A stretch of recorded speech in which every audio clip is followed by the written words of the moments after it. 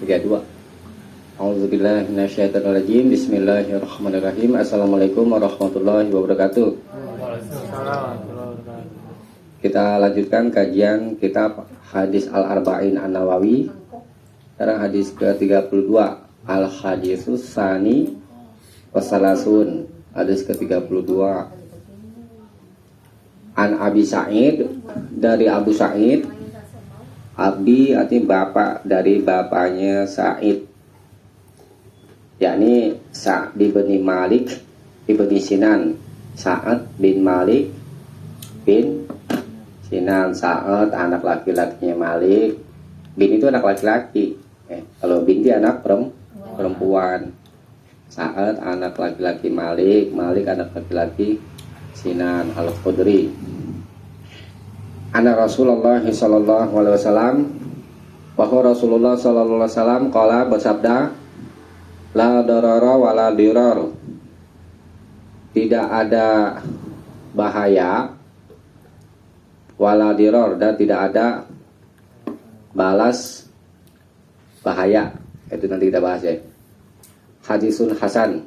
Kalau situ dari nabi. Enggak, artinya kalau di situ terjemahan.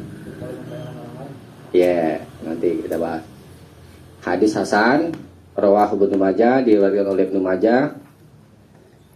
Ad-Daraqutni dan Ad-Daraqutni wa ghairuhuma, dan selain keduanya musnadan secara musnad, langsung sampai kepada Nabi.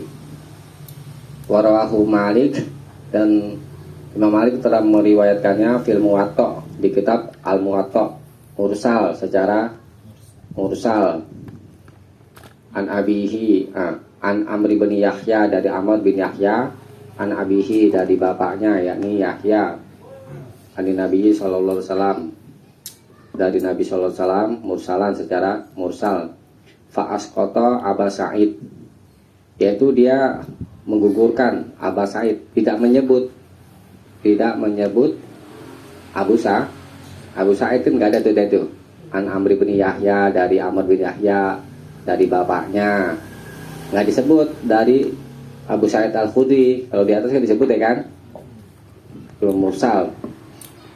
Walahu, tapi dia memiliki turukun, jalan-jalan, maksudnya sanad. Yukawi ba'duna ba'don, ba'duha yukawi ba'duha ba'don. Ba'duha sebagian jalan itu yukawi menguatkan ba'don sebagian yang lain. Jadi hadisnya sudah boleh dipakai, hadis Hasan.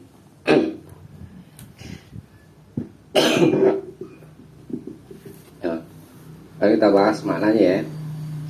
La dorora wala diror. Nah, ini ulama-ulama itu berbeda pendapat dalam mengartikan matan hadis ini, ya kan?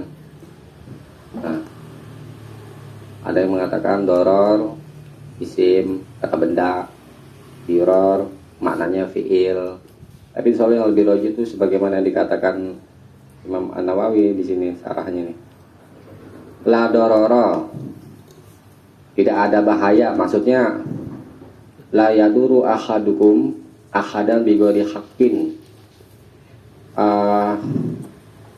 Seseorang di antara kalian tidak boleh membahayakan atau merugikan ahadan, orang lain, bigori hakin, tanpa haknya, ya. Ya. Kemudian wala diror, ai la taduru mandoroka, kamu tidak boleh membahayakan orang yang telah membahayakanmu. Jadi kalau yang pertama la doror, tidak boleh membahayakan atau merugikan orang yang tidak membahayakan kamu. Jadi kita mulai, dia nggak berbuat bahaya kepada kita nih, tapi kita yang mulai, itu la doror, membahayakan atau merugikan orang lain. Tapi kalau wala diror, ya, diror itu kita membahayakan orang lain yang telah berbuat bahaya kepada kita, yang merugikan kita, kemudian kita balas kita balas apa perbuatan dia. Kayak misalnya contoh nih, disihir, si A disihir, disantet ya gitu ya. Si A balas ke si B, disantet lagi. Nah, itu waladiro namanya. Tidak boleh membalas dengan yang bahaya juga. Ya. Tuh. Nah, ini di sini banyak apa namanya masuk ke dalam bab-bab fikih. Kayak misalnya contoh dalam masalah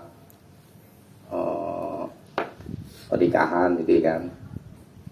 Itu dulu pada masa jahiliyah, kata Ibnu Rajab di kitab Jami'ul Ulum wal Hikam, itu si wanita diceraikan, ya kan? Kemudian kalau dia mau merujuk, kembali lagi rujuk. Terus kalau bercerai, ceraiin lagi. Nggak ada batas waktu. Kalau kita sampai 3 kan, sampai 3 kali cerai, udah terlepas. Tapi kalau pada masa jahiliyah nggak ada waktu, jadi suka-suka, tuh ya kan? Zaman sekarang banyak nggak terjadi? Banyak. Si wanita tuh dibikin katung-katung jadinya, agak jelas. Ini ceraiin apa kagak sih? Gitu ya kan? Digantung aja. Kita mau dalam masalah hulu, misalkan aku sering ngeliat gitu ya kan. Si wanita pengen minta cerai, namanya hulu, gitu kan. Tetapi sama si lakinya itu nggak dibantu mengurusin itu. Oke, udah ngurus aja deh, tuh ya kan. Nggak boleh. Minta cerai itu, hulu itu hak istri. Kalau hak istri berarti kewajiban suami memenuhi. Dan ada di satu hadis Nabi itu, Fa'ati kuladzi haqqin haqqahu, berikanlah setiap yang memiliki haknya. Itu dibantu mengurusi sampai selesai. Ini kagak diurusin, ya udah dibiarin aja. Ini membahayakan. Ini namanya ladoror itu ya, tidak boleh membahayakan atau merugikan orang lain. Nah, itu kayak terjadi begitu, kadang ditinggalin lama, kan? Nggak pulang-pulang. Maka itu dari situ ada ulama tuh beristimbat hukum karena nggak jelas statusnya. 4 bulan sih yang saya tahu, 4 bulan itu di kitab Jamul Ulum. Kalau udah 4 bulan nggak ada kabar, ada cerai, begitu pendapat ulama, karena nggak jelas. Ya, suruh pulang ayah,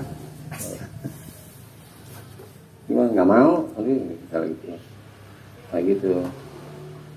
Nah itu 4 bulan itu kalau statusnya nggak jelas, nggak boleh, ya, membahayakan orang lain. Nah dari di sini banyak contoh itu ya, apa namanya,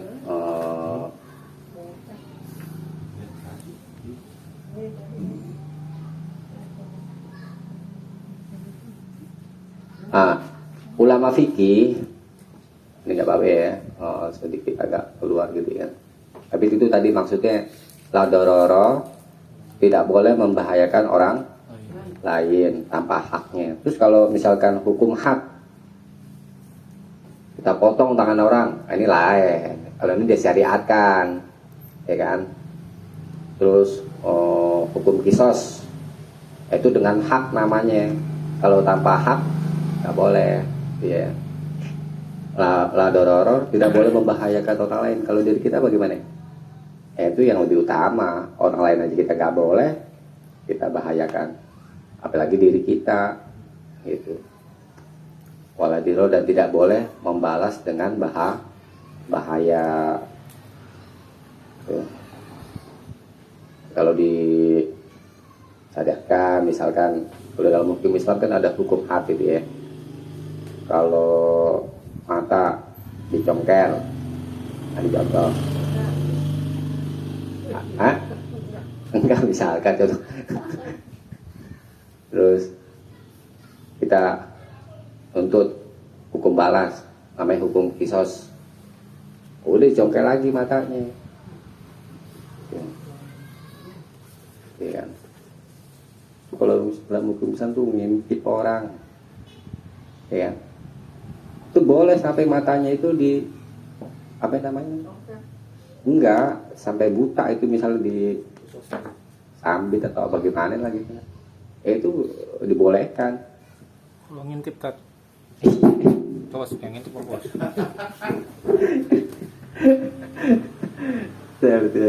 Sampai dijongkel juga apa-apa itu. Ya, hukum jinayat nanti. Terus kalau misalkan ada namanya dalam bab jinayat itu kan kriminal, daf'us sohil itu kan, menolak begal, itu kan membahayakan kita kan, kita lawan misalnya, kita balas lagi dengan yang bahaya juga. Kalau itu udah syariatkan memang lain lagi, bukan wala diror, nggak masuk bab ini. Kalau ini kan yang digori hak tanpa haknya ya kan, dengan cara yang nggak benar. Kalau itu cara yang benar, kita lawan itu begal sampai dia terbunuh misalnya, mati, masuk neraka, beda gitu kata Nabi. Tapi kalau kita yang terbunuh membela diri, kita masuk surga, syahid, ya. Nah, kalau itu nggak apa-apa, disyariatkan. Ini kan yang dilarang kalau tidak disyariatkan, nggak boleh membahayakan orang lain atau balas bahaya.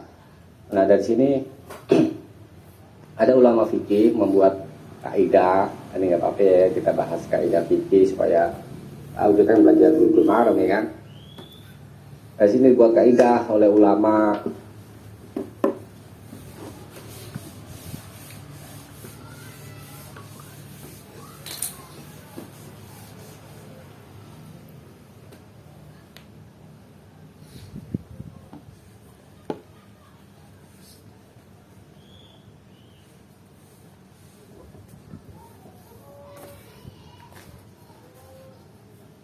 Ad-dararu yuzalu. Ad-darar tadi apa artinya? Bahaya itu yuzalu, dihilangkan. Bahaya itu dihilangkan. Nah ini kaidah fikih namanya. Kan ada kaidah usul fikih, ada kaidah fikih. Kalau kaidah fikih membahas tentang cabang-cabang hukum.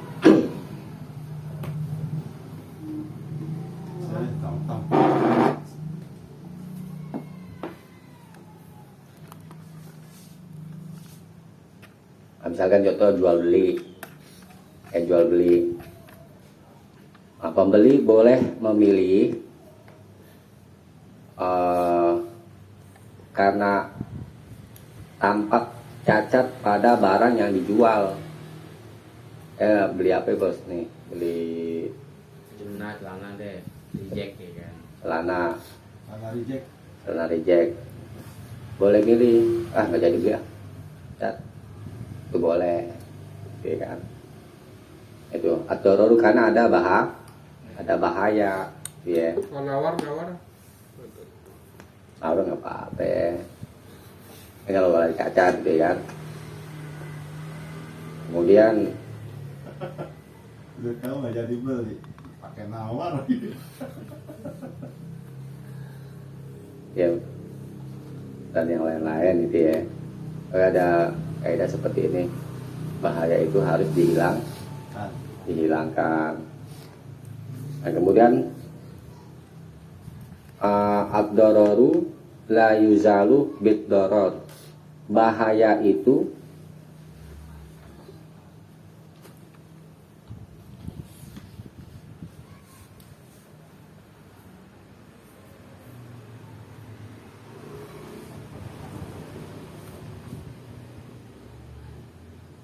kalau bisa dihafal bagus nih. La yuzalu tidak dihilangkan bit doror. Ad-dororu bahaya itu la yuzalu tidak dihilangkan bit doror dengan yang bahaya juga. Gitu ya. Nah, boleh. Tuh.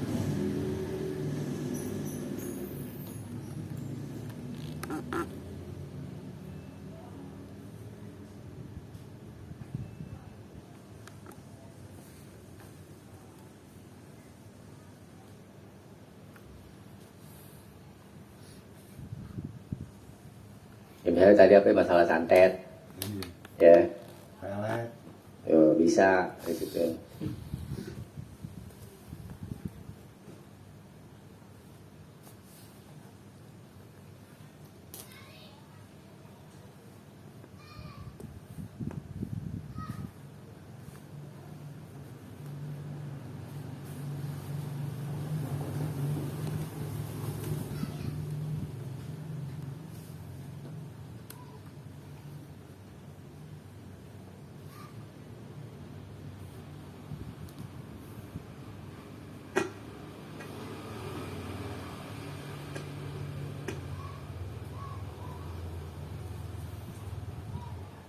Misalkan kita kelaparan, contohnya kelaparan,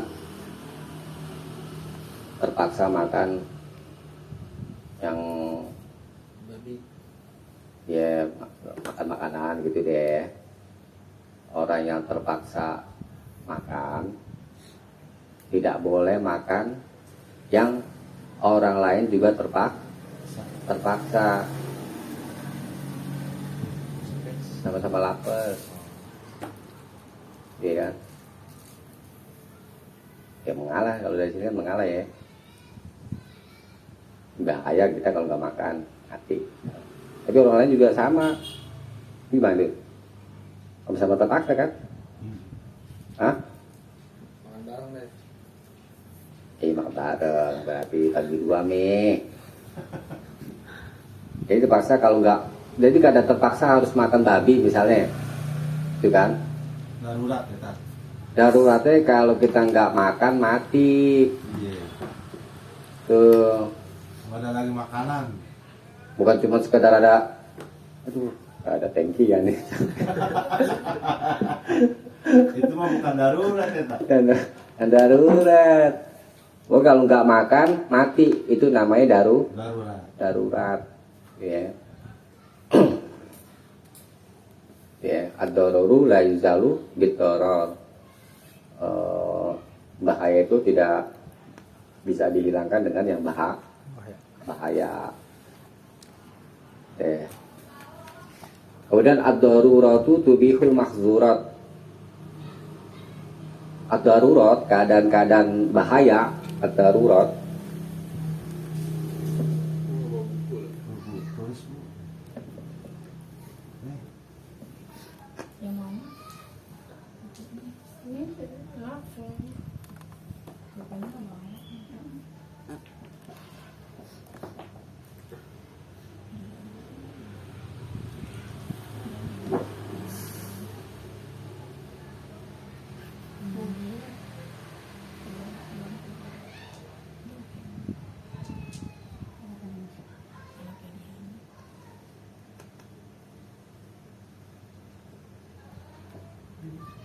Nah, ad-darurat itu bahaya-bahaya itu atau keadaan darurat itu tubihul mahzurat, membolehkan al mahzurat, perkara-perkara yang dilarang. Seperti misalkan makan daging babi tadi karena lapar, gak ada makanan lagi, maksudnya gak ada makanan lagi. Kalau kita nggak makan mati, itu namanya keadaan darurat. Boleh kan, dilarang kan makan babi kan, tapi karena keadaannya darurat boleh makan. Ya, keadaan darurat itu tubihul mahzurat, membolehkan yang dilarang. Ya.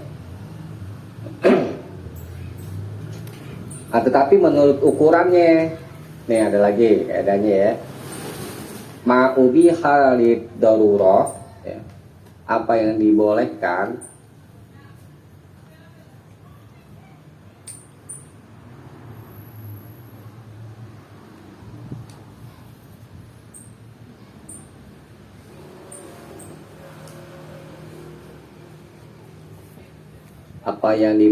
karena darurat, yuqaddaru di apa yang namanya, diukur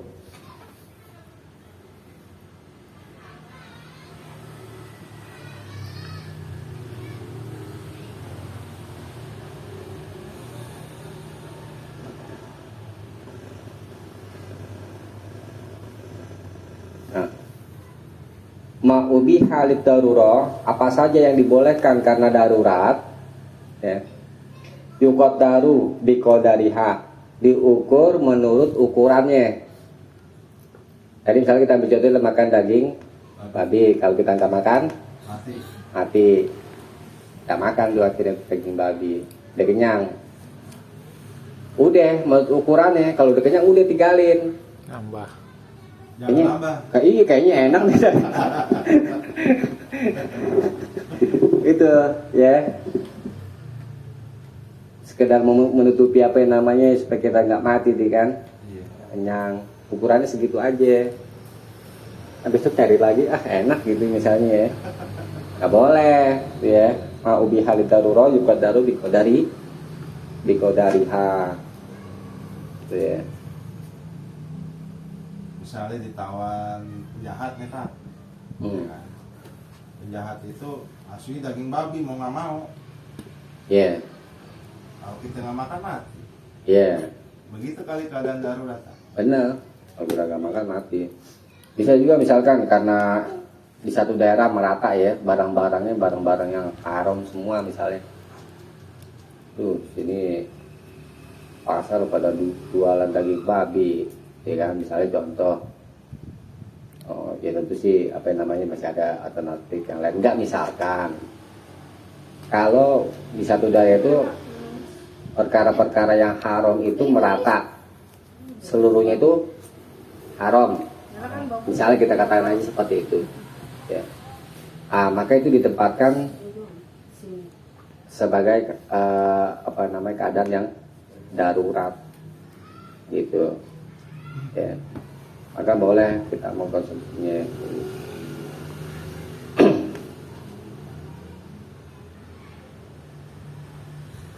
Nah ini al-hajatu qad tanzulu manzilatat darurah, kebutuhan itu ini sampai sini aja, dibahas panjang lebarnya di pelajaran.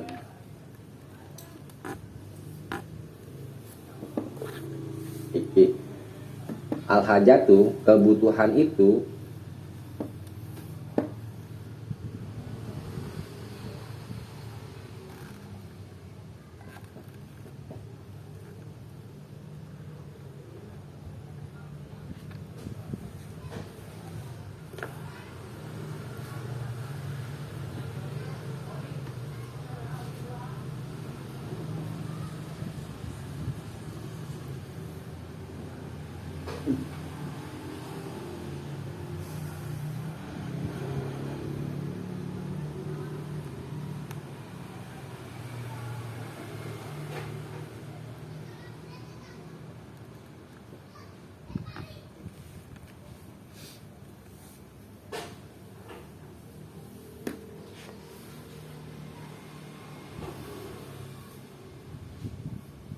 ini tanzulu, surat tanzilu yang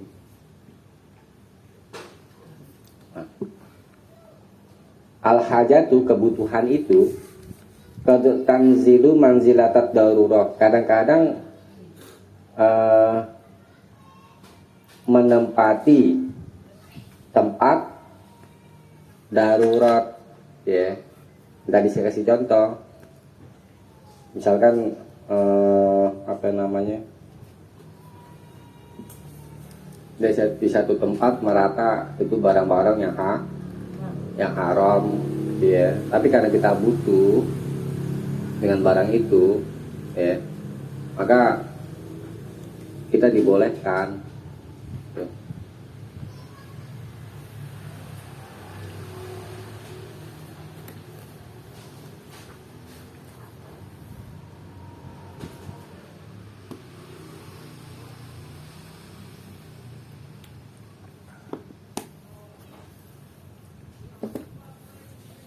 Tapi itu dia kembali ke ini, ma'ubi halid daruro yukat daru bikodari ha.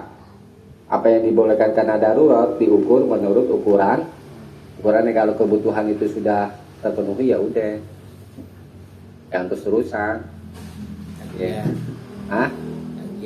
Kagian tapi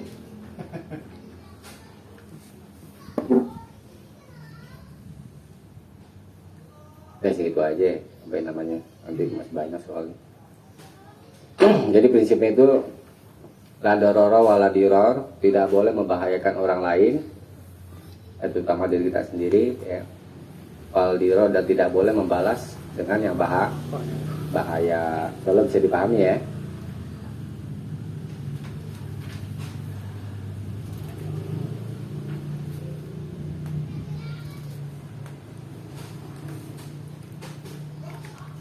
Bagi warisan, misalnya ibu ini punya warisan tanah 10 hektar, di Kaya deh. ya udah tuh, udah di apa yang namanya, dibagi tuh harta-harta warisan yang memang ditentukan apa yang namanya nilainya. Terus mau berwasiat wasiatnya banyak lagi, misalnya sepertiga, ya kan? Nah, sepertiga itu besar kata Nabi, ya kan? Wasiat itu dikasih ke selain ahli waris, wasiat sepertiga harta dikasih ke ewek misalnya, WD. Tapi dengan membagi sepertiga itu bisa merugikan apa namanya, misalnya ahli warisnya gitu. Nah, kalau keadaannya membahayakan, bisa merugikan, jangan gitu. Bisa dibatalin tadi. Iya, ya dikurangin dikit. Bener nggak lelaki sepertiga? Bukan, ini wasiat. Oh, Wasiat. kalau bagian waris bener sepertiga laki. Oh enggak, ada lagi nanti banyak rinciannya itu Bu. Kan maksudnya kan nanti kan ada ketentuan itu, misalnya anak dapat berapa, 17 itu ditentuin. Nah si ibu ini mau berwasiat, maksudnya mau ngasih sepertiga harta, bukan banyak buat orang lain. Ya. Ibu kasih alit nggak apa-apa Bu. Ya. Hartanya mana? Apa yang berharga? Cari dulu deh. Hartanya ilmu ini lagi belajar. Oke, selalu bisa dipahami ya ini ya. Kalau sudah dipahami, kita masuk ke hadis berikutnya. Al-hadisus salis wasalasun.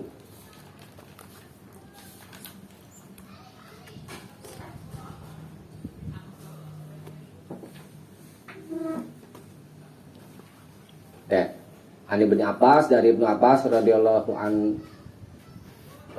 anhu, anna Rasulullah sallallahu alaihi wasallam, bahwa Rasulullah sallallahu alaihi wasallam qala bersabda, lau yu'ton nasu bi da'wahum ladda'a rijalun amwala qaumin wa dima'ahum. Kalau yu'to diberikan anas, manusia itu, bidakwahum, dengan pengakuan mereka, ladda'a rijalun, tentu orang-orang akan mengaku amwala kaum, harta kaum, wadima'ahum, atau darah mereka. Lakinil bayyinatu alal mudda'i, akan tetapi al bayyinah, bukti itu, alal mudda'i, atas orang yang mengakui. Wal yamin, dan sumpah itu alaman angkara, atas orang yang mengingkari. Hadis hasan, Rawahul Baihaqi, diriwayatkan oleh Imam Al-Baihaqi fi Sunan, di dalam kitab As-Sunan. Wa ghairuhu, dan lainnya hakadha, seperti ini. Wa ba'duhu fi Sahihain, dan sebagiannya di kitab As-Sahihain, yakni Bukhari dan Muslim. Nah, ini maksudnya apa ini? Nah, kita bahas pelan-pelan ya. Nih. Lau yu'tan nasu, sekiranya manusia itu diberikan dengan pengakuan-pengakuan mereka. Nah, ini maksudnya manusia itu diberikan hak seperti hakim atau orang yang memisahkan antara dua orang yang bertikai. Nah, manusia diberikan dengan pengakuan-pengakuan mereka, ya, pengakuan mereka, yakni orang-orang, ya, mengakui sesuatu, mengakui, ada pengakuan. Jadi anas di sini misalkan hakim atau orang yang mendamaikan. Nah, mereka di sini orang-orang yang bertikai, mereka mengakui, ya. Kalau manusia itu diberikan pengakuan mereka, nadda'a rijalun, tentu orang-orang itu akan mengakui, kata kaum ini hati saya nih, misalnya itu sebidang tanah tuh, ini tanah gue nih, gampang gitu ya, ngaku-ngakuin aja gitu, ngaku-ngaku aja. Atau di ma'ahum, ini darah-darah mereka, maksudnya misalkan orang itu berkata, ini orang yang telah membunuh bapakku. Seseorang mengaku, menuduh orang, ini yang membunuh, orang ini yang membunuh bapakku. Tuh ya, kali seperti itu contoh. Yang mengaku itu disebut al-mudda'i. Tuh. Yang menuduh, tuh kan, yang mengakui mesti mendatangkan bukti. Mana buktinya? Kalau orang ini telah membunuh bapakmu, tuh kan, mesti mendatangkan bukti. Gak bisa dia asal nuduh-nuduh aja, mesti mendatangkan bukti. Nah, terus wal yamin, dan sumpah itu alaman angkaro, atas orang yang mengingkari. Misalkan tadi orang yang sudah dituduh itu nggak membunuh, dia nggak merasa membunuh, maka dia wajib bersumpah, enggak, saya demi Allah nggak membunuh bapaknya dia. Nah, itu kalau dia tidak membunuh, sumpah. Tapi kalau sumpahnya palsu, padahal dia nggak bunuh, ya kan, cuma nggak mau ngaku. Nah, kalau sumpah palsu nanti dilaknat. Nah, itu hati-hati dalam hal masalah sumpah. Kadang-kadang orang main-mainan, mungkin kan udah kebiasaan ngebohong kali ya. Iya bos, itu orang main gampang aja tuh bersumpah tuh. Nah itu, jadi kalau orang yang mengakui artinya menuduh, mesti mendatangkan bukti, ya. Sering kita saksikan tuh kan, di meja-meja hijau, ya kan, di di pengadilan itu dibentangkan barang-barang buktinya, untuk memperkuat dakwaan, ya. Dia itu memang benar-benar berbuat salah gitu. Tetapi kalau misalkan yang terdakwa itu nggak merasa berbuat, dia bersumpah, ya. Kalau dia bersumpah, dilepas ya? Iya. Akhirnya begitu. Kalau dia udah bersumpah, ya, maka udah nggak dihukum, begitu kan? Tapi kadang-kadang kan orang suka main-main dalam masalah sumpah. Ya boleh aja di apa namanya, ditelusuri terus. Ini orang, ini orang bohong apa kagak gitu. Banyak gitu untuk membebaskan tuduhan dan sumpah. Ternyata bohong. Itu begitu. Jadi dalam mendamaikan dua orang yang bertikai, misalkan ada orang yang ribut, ya kan? Enggak, apa ini masalah pengakuan harta, ya. Warisan nih. Ada ini dompet isinya uang 1 juta, misalnya. Ya. Orang ngaku-ngaku, ini ada saya nih, enggak ini ada saya, sih. Itu bisa juga tuh di apa namanya, dibuktikan, ya.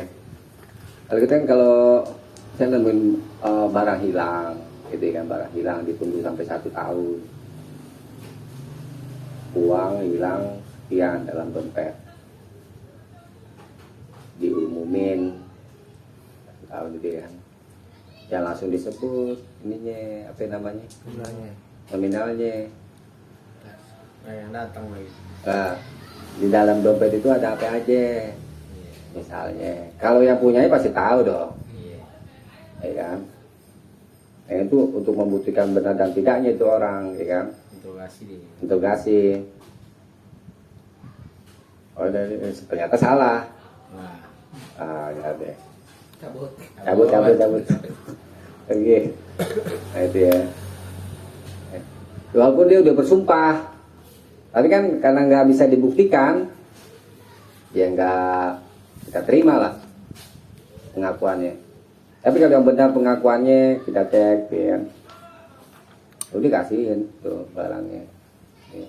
Kalau nunggu barang bilang tunggu sampai 1 tahun. Tapi kalau barang receh, mau uang 10.000 misalnya jalan 100.000 receh apa ya? Oh, sekarang mau udah kayak receh. Buru dimakan sayap kan, nunggu setahun. Iya, Uang kecil. itu uang kecil. Maksudnya banyak barang lu kotor, boleh. Penemuan barang yang remeh gitu ya, boleh di apa? Pakai aja gitu. Dipakai. Tapi kalau nemu uang 1 koper, wah,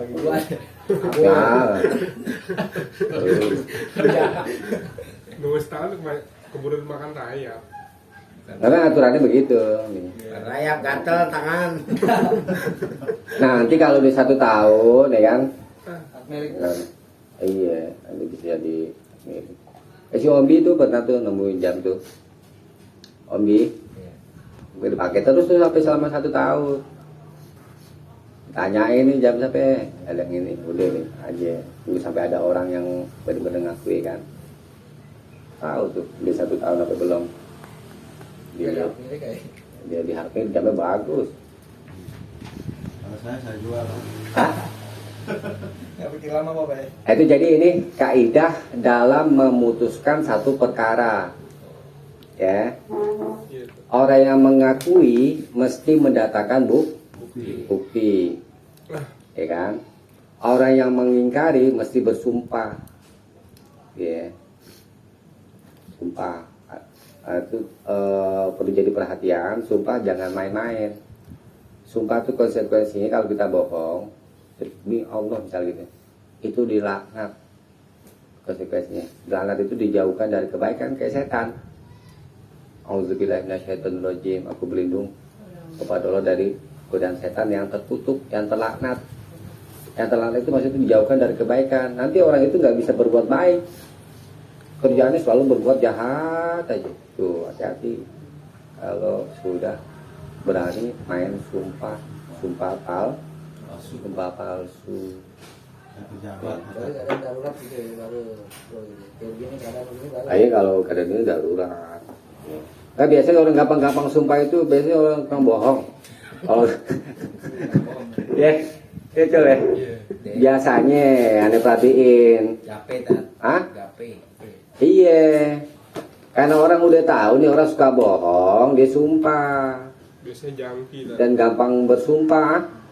Ini biasanya narkoba. jangki. Iya. Yang apa? Ya jangki kita pernah ngalamin lah.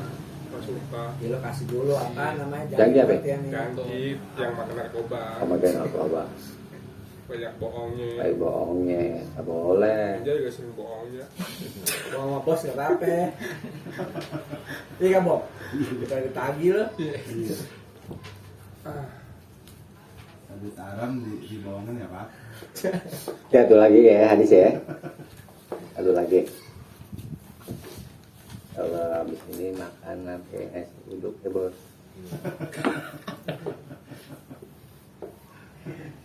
Al hadis Rabi wasalasun. Hadis ke-34. An Abi Sa'id Al-Khudri dari Abi Sa'id Al-Khudri radhiyallahu anhu semoga beliau qala dia berkata sami'tu Rasulullah sallallahu alaihi wasallam. Aku pernah mendengar Rasulullah sallallahu alaihi wasallam yaqulu bersabda, "Man ra'a minkum munkaran." Siapa saja yang telah melihat di antara kalian kemungkaran, fal yughayyirhu biyadihi, maka hendaklah dia merubahnya dengan tangannya. Fa ilam yastati, adapun jika dia tidak mampu, fa bilisani, maka dengan lisannya, dengan omongan. Fa ilam yastati, adapun jika dia tidak mampu, fa biqalbi, maka dengan hatinya. Fadzalika ad'aful iman, dan itulah selemah-lemah iman. Rawahu Muslim, diriwayatkan oleh Muslim. Nah, hadisnya sah. Pertama, kita bahas dulu kemungkaran itu apa? Kemungkaran itu yang diingkari, artinya yang diingkari oleh syariat, ya kan? Contoh, misalkan berkata atau berkata keji, ya, nah, itu termasuk kemungkaran. Kalau kita punya kemampuan merubah dengan tangan, artinya dengan perbuatan, dengan kekuasaan, kita punya kekuasaan untuk merubah, ya, maka kita rubah dengan kekuasaan itu, ya. Lu jangan berkata begitu, jangan ngomong kayak gitu, ya kan? Itu kalau kita punya kekuasaan, pakai aja kemungkaran. Bahkan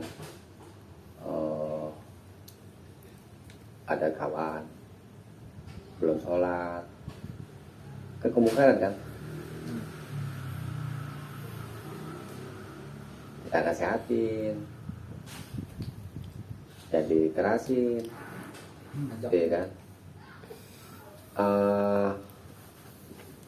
Kita nasihatin bagaimana supaya tuh orang mau sholat.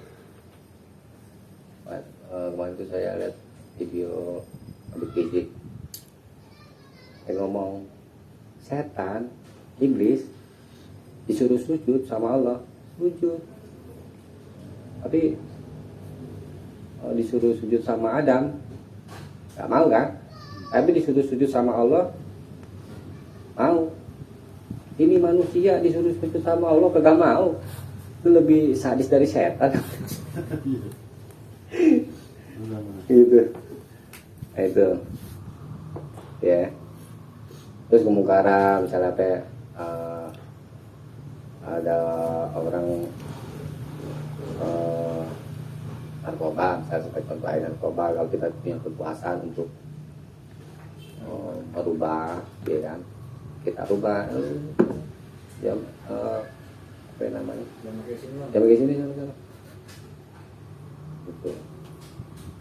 Teman agak enakan Berantem. Kalau kita tampol, nyesel. hah? Ya kalau dibilangin berkali-kali, ya, pertama kita kasih nasihat dulu, itu kalau pakai jangan di sini, jangan jauh. Tampol.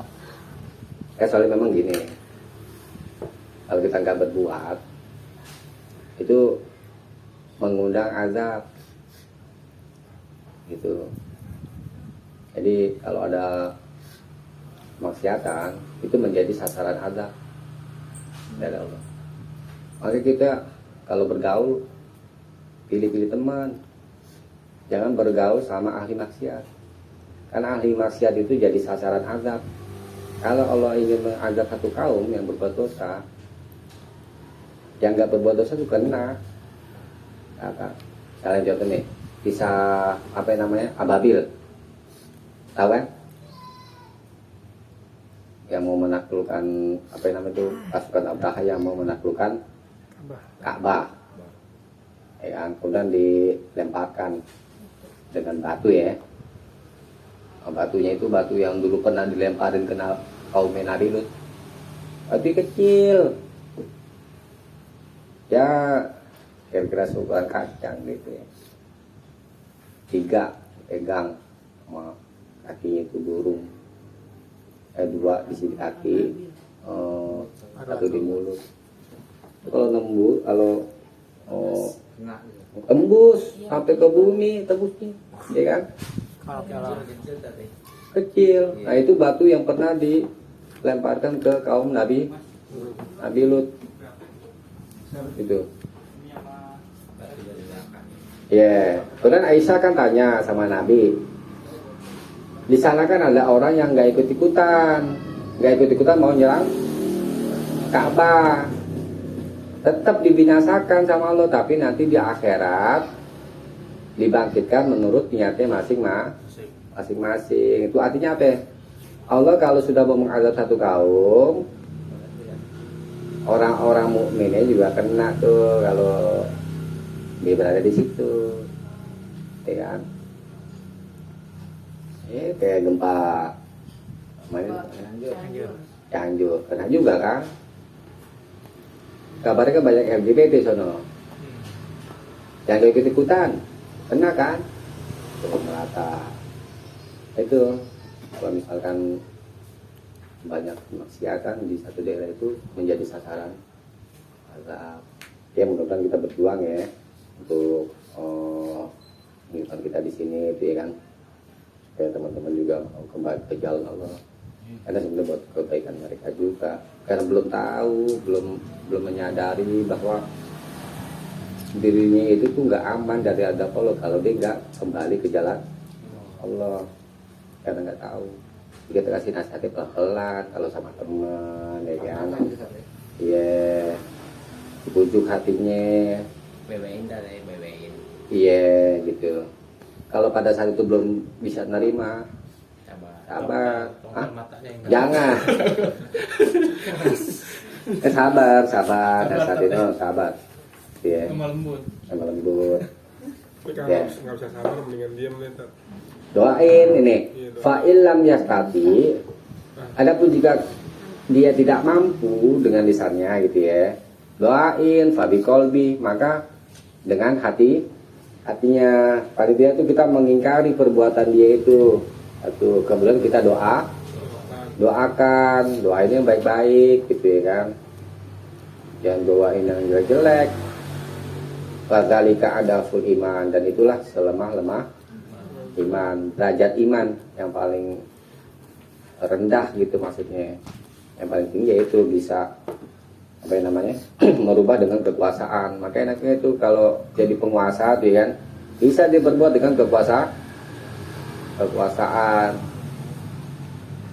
Dulu kalau salah pada masa Anies ya, itu yang apa itu Alexis dia itu tuh katanya. Ya, nah itu karena punya kekuasaan. Kalau kita nggak punya kekuasaan ya gimana ya kan? Dengan lisan udah ya didengarin ya kan? Udah dengan hati deh, dengan doa dia doain teman-teman juga tuh kayak berubah. Dan soalnya segini dulu ya. Kita cukupkan sampai sini, mudah-mudahan ada manfaatnya. Kurang lebihnya mohon maaf. Subhanallahumma wa bihamdik, asyhadu alla ilaha illa anta, astaghfiruka wa atubu ilaik. Assalamualaikum warahmatullahi wabarakatuh. Waalaikumsalam warahmatullahi wabarakatuh.